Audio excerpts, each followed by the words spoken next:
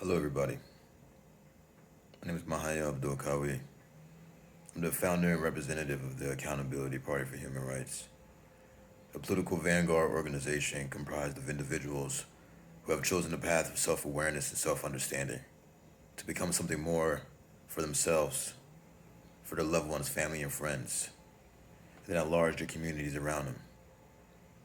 And if this is the path that we all individually take, then we as a working class can become something more where we can ensure our survival against a tidal wave of obstacles that are being thrown our way. In this video, I would like to discuss the recent events that have happened recently on the subways of New York. Unfortunately, there was a mass shooting tragedy. I am unaware of how many people are hurt or injured. Last time I checked, I believe it was 29 people hurt or 29 people who had lost their lives, unfortunately. I know the numbers are off. I don't have the exact information right now, but what I want to talk about in this video is not specifically the shooting itself, which was a tragedy caused by somebody who was not fully right within. This person, mentally, spiritually, they were not aligned, they were not healthy, and unfortunately, because of that, people got hurt in the process of that, in the process of somebody hurting within. But I want to talk about the reaction. I want to talk about the political reaction to this. And we often see this happen whenever there is a situation like a mass shooting happen, whether it's at a school or a public setting such as this, which was on the subway of New York. We see that from politicians, they use this as a rallying cry to lock down on gun control or to invest more into policing. And the reason why that's not going to work, especially in a case of a major city like New York, specifically New York, a city where, from what I believe, the police state has a funding that would put them on par compared to the rest of the world. The police budget and the police force in New York would be considered the 24th biggest army in the world. Key on what I said, army, with how robust and how large the police state is in New York, which makes sense. New York City is the biggest city in the country of the United States.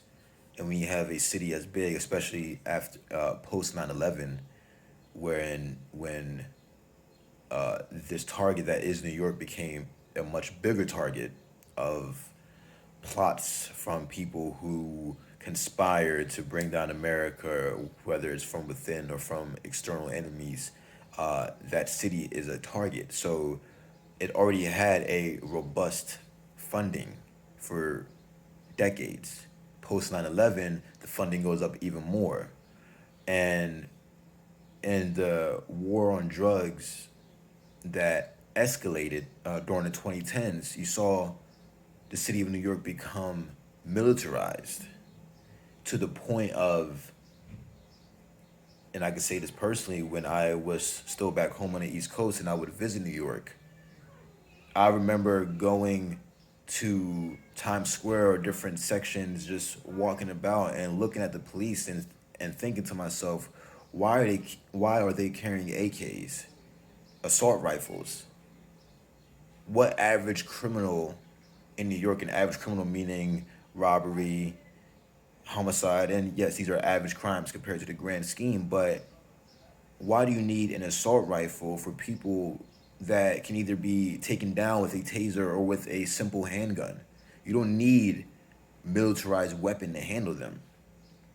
But mind you, that has already been the case in New York prior to what's happening right now. So fast forward to 2020 and the wake of the George Floyd tragedy that happened. Across the country, we had mass demonstrations against police brutality and against the funding the mass funding towards the police state. Now, as somebody that's taken time to really study policing and really look into everything, and to and by that means I have, in the summer of 2020, I have taken time to study different police experts, people whose career it is to make policing a better organization, if you want to call it that. And in my research, it did open my eyes. It opened my eyes up to the potential that the police could have in this country, where it doesn't have to be seen as a gang or a force. It doesn't have to be seen as the working class working against the working class. Because let's be frank, the modern police state is very much working class catering to the elites and stopping other people of the working class for the benefit of the elites. Police are not in a position where they can have this much power over us or have this much fear triggered within us. So you look at this event that has happened, and it is a tragedy. It is something, I'm not saying that shouldn't have a response, keyword on response, but of course it has a reaction. And in the wake of the George Floyd demonstrations, the slogan "Defund the Police" became a more popular slogan, and again, we live in a time of just reactions, and that slogan itself triggered more reactions from people, from both the left and the right. Those on the left who, of course, were for it, saying yes, we need to defund the police, take away everything from them, and those on the right who freaked out over the word defund, because you have to think, in the military, I mean, not in the military, well, yes, in the military as well, but in the government, when you say defund, you mean to get rid of at that point. That's how they associate it. So for those on the right, they heard the word defund, and because it's a misconception of the word defund, depending on your status in society, you freaked out. And it triggered a lot of things. And then our current administration, the failure that it is, Sleepy Joe, our good old President Joe Biden, promised that when he becomes president, he will enforce this new mandate of the police not getting as much of a funding as they were prior in the Trump administration in the years before, even in the Obama and the Bush, etc. But he's quickly backtracked on that. And I'm not here, my stance is not to say that we need no police. I think people that say statements like that are speaking from an emotional standpoint. They're speaking from a very small standpoint. It's a very privileged standpoint, because people, although yes, the police state at large is the working class working against the working class, at the end of the day, they still have a job to protect us, even if there are players and stories that can sway the police against us. At the end of the day, their job is for us. So for the most part, although they are a failure, they have done the bare minimum of keeping certain things intact, where people can have the privilege of saying, oh, I want to defund the police. Because people that live in a state of crime every day, and almost in third world environments, they are begging for a police state, because they know that it's either eat or be eaten by fellow people in your community, or just your city, your country, whatever.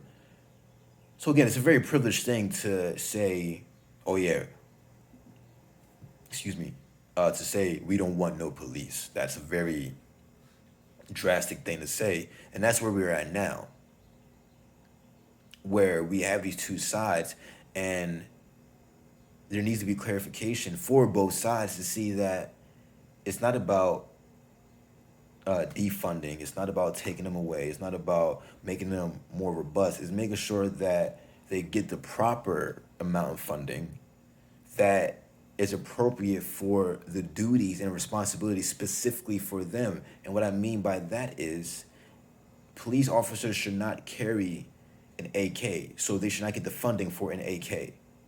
Save that for the National Guard, for the military, for when they need to come in. Police should not be handling people with mental health issues who are out in the streets, unfortunately, because that's where a lot of them tend to go in severe mental health issues. A police, somebody who's armed for violent altercations with people who are choosing to do crimes. A lot of times when people have mental health, they aren't in full control of their actions. They're fighting a lot up here mentally that we cannot see. That is true. So you can't, somebody who's intentionally trying to do their job cannot combat somebody who is unintentionally, intentionally doing things that, yes, may disturb other people, but they are not in control. Now, compared to somebody who is intentionally doing a crime, intentionally going out of the way to hurt people, you can match that intentions by doing your job. But he should not get the funding to go handle people who are battling mental health problems, who are homeless. That is not their responsibility. And that is the problem. They're getting funding for things that are out of their jurisdiction, but we have made it their jurisdiction because we as a society are lazy. And I want to talk about this because the current administration who for months from a basement promised that they're going to do X, Y, and Z under a very realistic approach. When Biden said, I'm not here to defund the police, that is okay. That's understandable. I get that approach, especially, you don't want to lose your potential right base if you have any at all. But you don't have to backtrack on that. You have to say I'm going to defund them and then not say defund them, but then at the same time add more funding or support the funding of more. To talk to the NYC mayor who is actively for that after not just the president, but a lot of these Democratic mayors, governors, just politicians across the country all said it themselves. We will stand behind the defund platform because they wanted black votes, because they know that although it's not a problem um, uh, specifically for Afro Americans, it is a problem that we as the working class face to get the vote of the working class, specifically the Afro-American community. They lied to us and said, we're going to appease to you. Instead of approaching us with a very mature stance, they could have said, hey, we cannot take away the funding for the police. We need them because we are going through hard times. There will be crime that we're causing with our policies, which is hilarious. There is a rising crime that we are causing, and we're not going to add or take away. We're going to give the police an appropriate amount. And for those that may not like it, I'm sorry, but we need the police.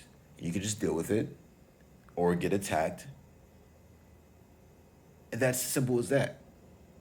But to take money that could be put in other places or put back into communities or to help the people so that way they don't have to resort to the crime. And I know, yes, crime is a choice. I'm not going to sit here and condone crime at all. But at the same time,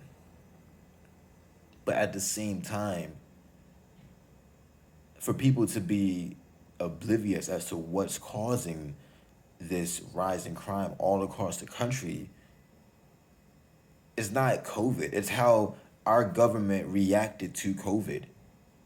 It was something all that was happening before COVID, but then again, the reaction to it pushed people to a new low that they have not, for those who have not felt it are now feeling it, and those who were feeling it before are now just in a state of purgatory. It's not even hell, it's purgatory for them. So the overall gist of what I'm trying to get to in this video, of course, is shine a light on what is going on in terms of the reaction to this recent mass shooting and how the current mayor, with the backing of a lot of other Democrat politicians, including our presidential administration, you see this reaction to immediately pump money into the police state as if we need more funding for them, as if they don't already have funding enough, as if these people don't have the best of the best equipment out of any police state across the country, across the world, compared to most armies. Again, like I said, the NYC police state is the 24th biggest army. because if we're seeing how they're funded and what they're using, it's almost military. And it's important to know this because this is the same administration that lied to so many voters all throughout 2020, constantly saying, we will do this, we will support your cultural politics, we'll feed your emotional responses. We'll feed your emotional reactions and promise you this and promise you that and give you this and give you that, only for them to not ever give us these things, but to cause the problem and then to further worsen it. Yes, we do deserve some promises and handouts. If you're going to call, no American wanted this. No American wanted this lifestyle. But because of your greed and your need to manipulate for your own self-interest, and this goes across the board from right, left, Democrat, Republican, conservative, liberal, these people constantly just promise these things, or they don't promise at all, and they just leave us to fend for it. And as a government, I am not for a huge government, but I'm not for a small government. I'm for a government that allows every American the opportunity to achieve success, to achieve something all that they know can ensure their survival and eventually be able to thrive. And I make this video as for those who are out there struggling, for those who know those who are participating in these crimes or who feel like they're on the verge of committing a crime or feel like it is rough and you know what, it doesn't look as bad, or you know what, the world is fucked, I might as well participate in this fucked world and do something fucked up myself. For those who are feeling or in that pocket, which I know is most of the working class, we must persevere. We must keep fighting because this is what they want. They want us, they want to push us in a state where we are desperate, where we're needy, where we are resorting to crimes, where we're resorting to just anger and frustration outbursts, where we attack each other. They want us to be in this weak state, this constant paranoia, this constant place of straight desperation and hunger. They want us to be a pack of angry, rabid wolves. They don't want us to be a formulated pack moving and operating together. Everybody have roles. They want us to all be snarling, fighting over the last bit of scraps. Because when it's time for the Great Reset, when it's time for us to not own anything and be happy about it, this is what leads to it. When you take away so much from us or make it impossible for us to achieve anything or belittle our drive and motivation and just spirit to want to achieve anything, we will throw whatever we have away for the sake of it, for the sake of having good food, heat, clothing. We become more easily foldable to what they want us to become dependent on. And it's wrong. And it's very wrong for them to even look us in our face and keep promising so much pie in the sky when there is no pie. There's not even slices. We are all scrambling right now. And their reaction to us scrambling is, let's fund the police even more. Let's give them more money.